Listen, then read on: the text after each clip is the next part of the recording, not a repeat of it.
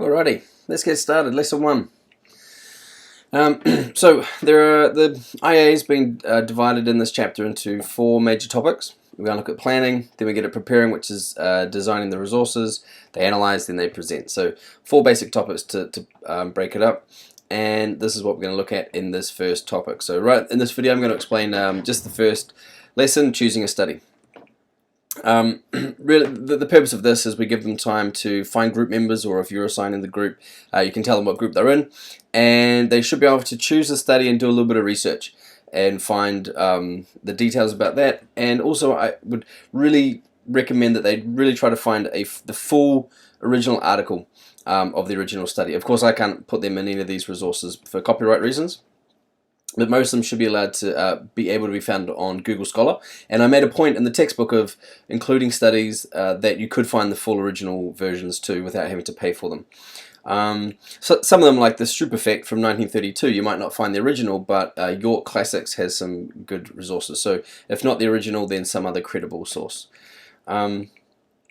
Alright, quick recap for them. You know, what is an experiment? This is the high level students need to know this for paper 3, and you can say this is what they're going to do in their experiment. That's a consolidation. Here are some tips, and these are for new teachers as well as the students.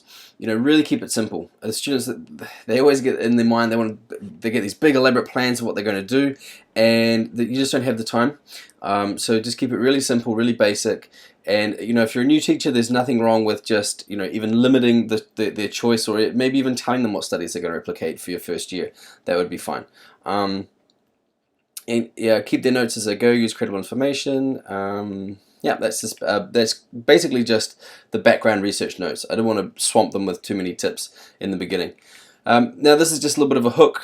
Here are some more of the studies I think are quite interesting, and that these questions posed here might grab students' attention. Handwriting or typing could be an interesting one, you know, to talk about when they go to college next year. Can fake smiling make you happier? I mean, you know, these questions are sort of deliberately written in a way to be a bit engaging. And then, yeah, the textbook's got the whole list, so you can find that there. I would get students to read the introduction, just a bit of reading time, and then once they finish, start reading ahead on the possible studies. So really, this is what they need to do today. They get a group, they choose a study, they find the article online, bit of research, and then they start writing the notes in their workbook, and the workbook page looks something like this. All right, and that's what they need to get done by today. So, and then you just give them the rest of the lesson for that, and then yeah, if they finish early, they can start looking at the background theory or model. But I mean, that probably would take a good hour.